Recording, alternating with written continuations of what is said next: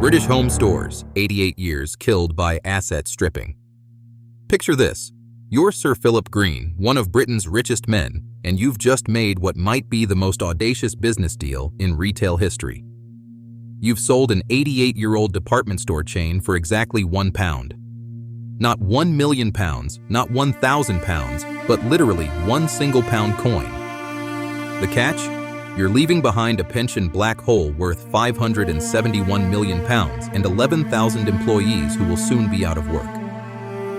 This is the story of British Home Stores, a retail institution that survived 2 world wars, the Great Depression, and decades of economic upheaval, only to be destroyed in 15 years by the very man who was supposed to save it.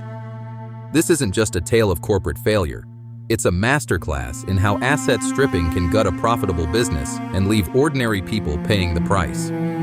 British Home Stores opened its first location in 1928 at 258 Brixton Road in London, the brainchild of a group of American investors who wanted to bring the Woolworths five and dime concept to Britain. The original concept was revolutionary for its time, a department store where nothing cost more than 1 shilling, making quality goods accessible to working-class families. By 1929, just 1 year after opening, BHS had already expanded to 4 stores and was generating annual sales of £52,000, equivalent to roughly £3 million today. The company's early success was built on a simple but powerful principle: offer decent quality products at prices ordinary people could afford. During the 1930s, as Britain struggled through economic depression, BHS thrived by positioning itself as the store where families could buy everything from clothing to household goods without breaking the bank. The company went public in 1931, raising capital that funded rapid expansion across Britain. By 1939, when World War II broke out, BHS operated 44 stores and had become a fixture on British high streets. The war years tested every British retailer, but BHS not only survived, but emerged stronger. During the Blitz, several BHS stores were damaged by German bombing, but the company quickly reopened in temporary locations, demonstrating the resilience that would characterize the brand for decades. The post-war boom was golden years for BHS as rationing ended and British consumers had money to spend again. The 1950s saw explosive growth, with BHS expanding to over 100 stores by 1959. The company diversified its product range, moving beyond the original 1 shilling price limit to offer higher quality clothing, furniture, and home goods. BHS became synonymous with affordable fashion for families, particularly known for its children's clothing and women's wear.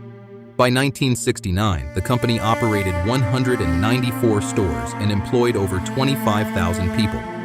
The brand had evolved from a discount retailer into a mainstream department store that competed directly with Marks & Spencer and John Lewis, while maintaining its reputation for value pricing. Throughout the 1970s and 1980s, BHS continued its steady expansion and modernization. The company pioneered several retail innovations, including some of the first computerized inventory systems and modern store layouts designed to improve customer flow. BHS was also an early adopter of out-of-town retail parks, opening larger format stores that could accommodate expanded product ranges, including furniture and home electronics. By 1986, BHS operated 230 stores across the UK and had expanded internationally with locations in Europe and the Middle East.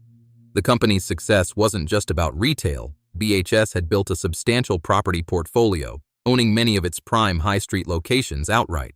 This real estate would later prove both a blessing and a curse.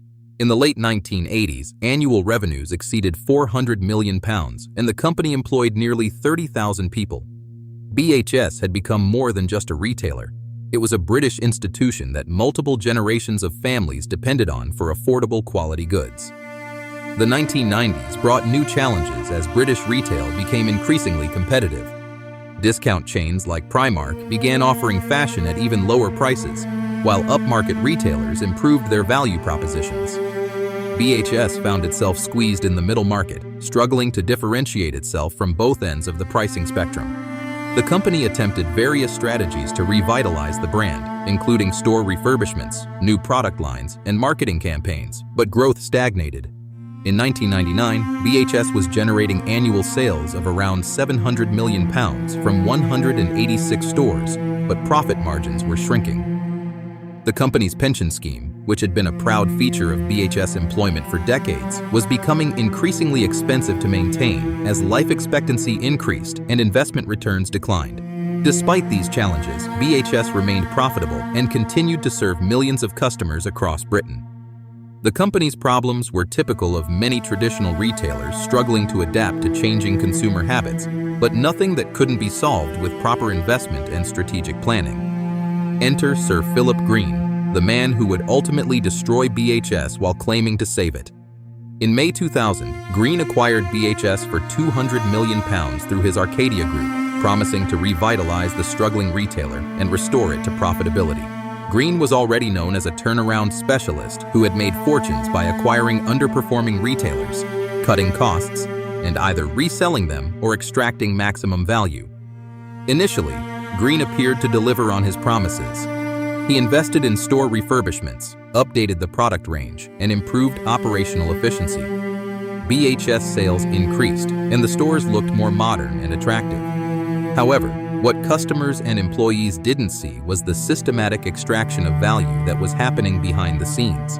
Between 2002 and 2004, Green paid himself and his family over £400 million in dividends and payments from BHS, far exceeding any profits the company had actually generated. The money came from borrowing against BHS's valuable property portfolio and using accounting techniques that inflated the company's apparent profitability. The asset stripping intensified throughout the 2000s as Green treated BHS like his personal cash machine rather than a business requiring long-term investment. In 2009, at the height of the financial crisis when many retailers were struggling, Green paid his wife Tina a dividend of £150 million from BHS. This payment was particularly controversial because Tina Green was a resident of Monaco for tax purposes, meaning the dividend was largely tax-free. Meanwhile, BHS stores received minimal investment in technology, fixtures, or inventory systems that were desperately needed to compete with more modern retailers. The company's pension scheme was systematically undermined as Green took payment holidays, reducing contributions while extracting maximum dividends.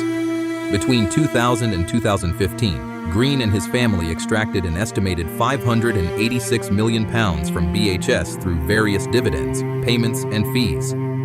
During the same period, the company's pension deficit grew from a small surplus to over £500 million as the scheme was starved of proper funding. By 2010, the damage from years of asset stripping was becoming apparent to industry observers, even if the general public remained unaware. BHS stores looked increasingly dated compared to competitors who had invested in modernization. The company's inventory systems were antiquated, leading to poor stock management and frequent shortages of popular items. Employee morale suffered as staffing levels were cut to maintain profit margins while working conditions deteriorated.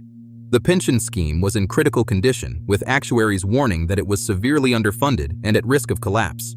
Green's response was to extract even more money from the business, taking another £100 million in 2012 while refusing to address the pension deficit. The company's financial statements showed the true picture. BHS was technically insolvent, with liabilities far exceeding assets when the pension obligations were properly accounted for. Yet Green continued to present the company as profitable by using accounting methods that obscured the true state of affairs. As BHS's condition worsened, Green began looking for an exit strategy that would allow him to escape responsibility for the mess he had created. In March 2015, he found his solution in Dominic Chappell, a former racing driver and serial bankrupt with no retail experience whatsoever. Chappell agreed to buy BHS for £1 through his company Retail Acquisitions, taking on all the debts and obligations that Green wanted to escape. The deal was extraordinary in its brazenness. Green was essentially paying someone to take BHS off his hands while walking away from the enormous pension deficit he had created. Chappell's business plan was vague and unrealistic, promising to turn around BHS through unspecified operational improvements and potential property sales. What became clear later was that Chappell was primarily interested in extracting whatever remaining value he could from BHS before its inevitable collapse. Within weeks of the takeover, Chappell began paying himself substantial fees and salaries despite the company's dire financial condition. The end came swiftly and brutally. Under Chappell's ownership, BHS's decline accelerated as suppliers lost confidence and demanded cash payments, devastating the company's already fragile cash flow.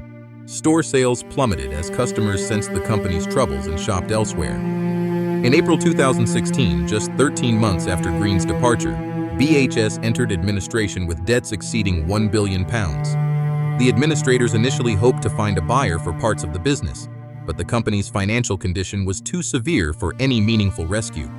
By August 2016, all 163 remaining BHS stores had closed forever, making 11,000 employees redundant and leaving 20,000 pensioners facing drastically reduced retirement incomes.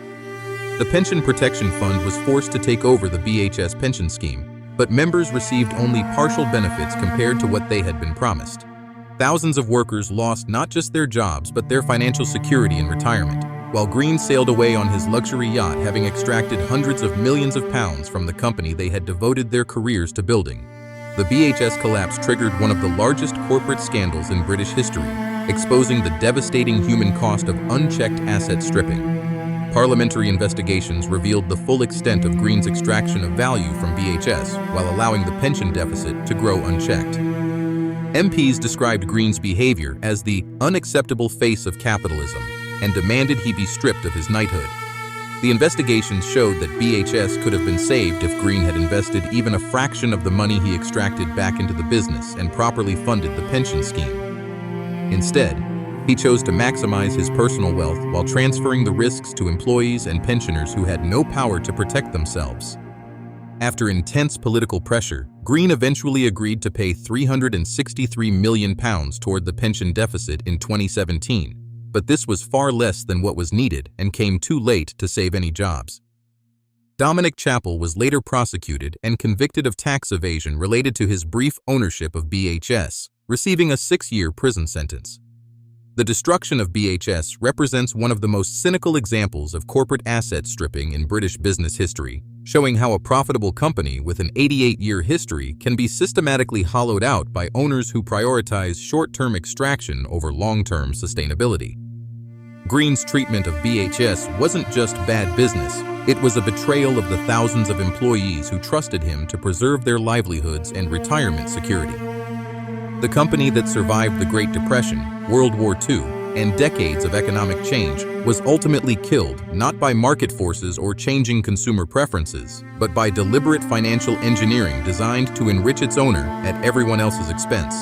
The 11,000 workers who lost their jobs and 20,000 pensioners who saw their retirement incomes slashed paid the real price for Green's greed. BHS's empty stores across Britain's high streets serve as monuments to what happens when businesses are treated as vehicles for personal enrichment rather than enterprises with responsibilities to employees, customers, and communities. The brand that once promised quality goods at affordable prices became a symbol of corporate irresponsibility and the urgent need for stronger protections against asset stripping. In the end, Sir Philip Green got his £1 sale, but the true cost was measured in destroyed lives, broken promises, and the death of a beloved British institution that deserved so much better.